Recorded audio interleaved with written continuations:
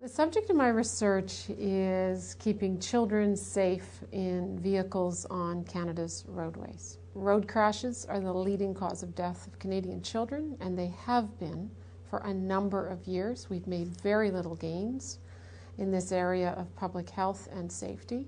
So the focus of my research is, why is that?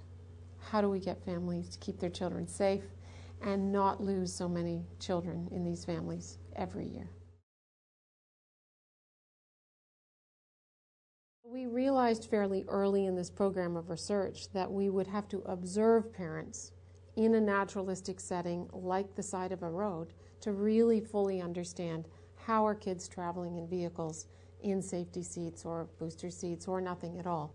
So we first had these students on intersections across Canada. Students would see a car with a child in that car and record how they were seated, and they would estimate the approximate age of the child, and then we knew exactly what age groups are sitting in what kinds of seats, in what types of vehicles, and how are the parents seated as well. Are they using a seatbelt or not? We also interviewed many of these families as they drove into the nearest parking lot to that intersection where we were observing. So we gained a lot of insight from not just observing as people went through these intersections, how children were being seated, but then stopping and asking and talking to families about the kinds of information they were looking for, the kinds of things they knew, didn't know, and how they were making those decisions. Safety seats generally are very important because they position the child so that the safety features in any vehicle can do their job. In the case of a booster seat, they lift children up and forward so that the lap belt comes right across the top of the thigh rather than riding up and over the children's abdomen. The reason that's so important is the lap belt needs to be anchored at the child's hips because that's the strongest part of a child's body, and it can withstand impact better than any other part of the child's frame. So booster seats are simply a positioning device that allow that seatbelt to do its job very well without hurting children. So one of the very serious injuries we see in children without booster seats is that lap belt cuts straight across the abdomen and severs a spinal cord. Can't repair that injury. The other problem is if children are sitting in a seatbelt and put that shoulder strap behind the shoulder, what happens is in a minor crash is they fly forward, hit their head, and their neck snaps back, so you have a life-threatening, if not life-ending, head injury or neck injury.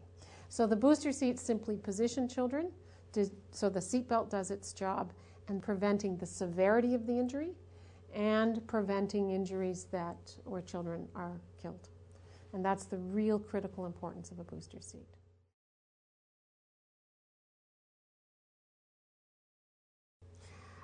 Early findings were crystal clear. Parents are highly motivated to do everything they can to keep their children safe. The most critical issue for them is they simply do not know how. That's very, very significant in school-age children. So what we found is parents of school-age children had an over-reliance on seatbelts, and that's really where the focus of our research needed to drill down and help families understand just how important it is for school-age children to be in booster seats and to be sure they're in them long enough. So that parents will often use booster seats for a short time, and usually when the children are very young. But as children get a little bit older, age 5, age 6, a little heavier, but not heavy enough, not tall enough for a seatbelt, then they were assuming a seatbelt was safe enough. And that's really one of the hallmark findings of the entire program of research. The second barrier is children. As children reach school age, they are much more influential in pushing back and saying to the parent, I'm not sitting in a booster seat. I don't like it. It's uncomfortable. So a parent who's not aware of the risk and is not knowledgeable about how important it is not highly motivated to push back with the child and negotiate, you have to sit in the booster seat, because they don't understand the risk.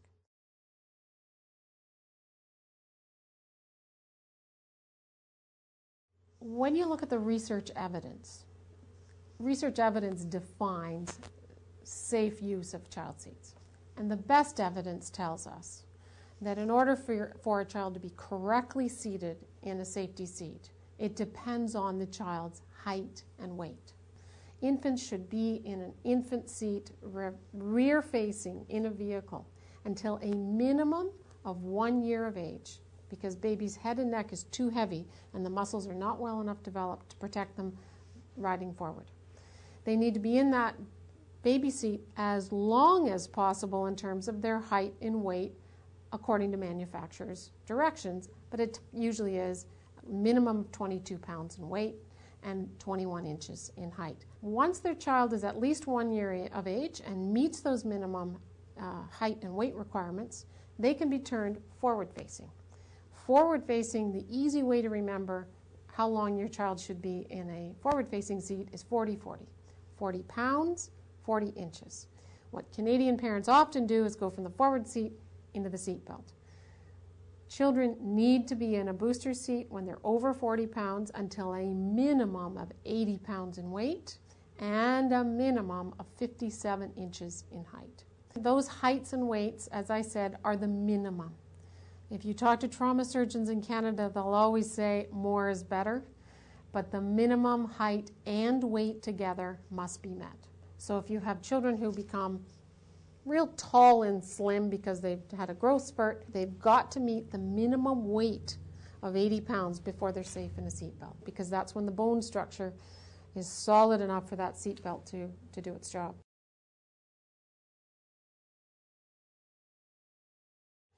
I think this research and other research like it could lead to, and perhaps we should be looking to develop very systematic, structured points of intervention that every family, as the child grows into particular heights and weights and age ranges, should be ensuring that the family is well aware of what the safety seat needs are for that child. So when babies and toddlers and school-age children go to their doctors or their health clinics for immunization, they also get informed about what safety seat are you sitting in your vehicle, and let's look at your height and weight to be sure you're in the safest possible seat. So if we could build a more routine approach to helping families make sure their children are safely seated in vehicles, just like we do on immunization, allergies, and all those other important health behaviors, I think it would go a long way for achieving much greater outcomes and safety outcomes for children in Canada.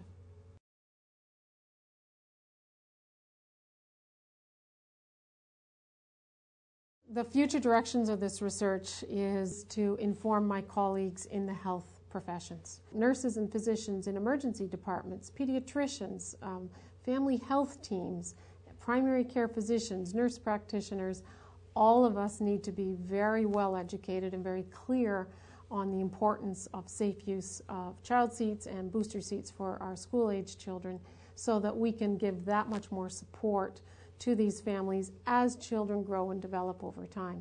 As children change in their heights and weights, they need different strategies, and health professionals are very well positioned to help them do that, to make sure they're making those good decisions about how to keep your child safe on Canada's roadways.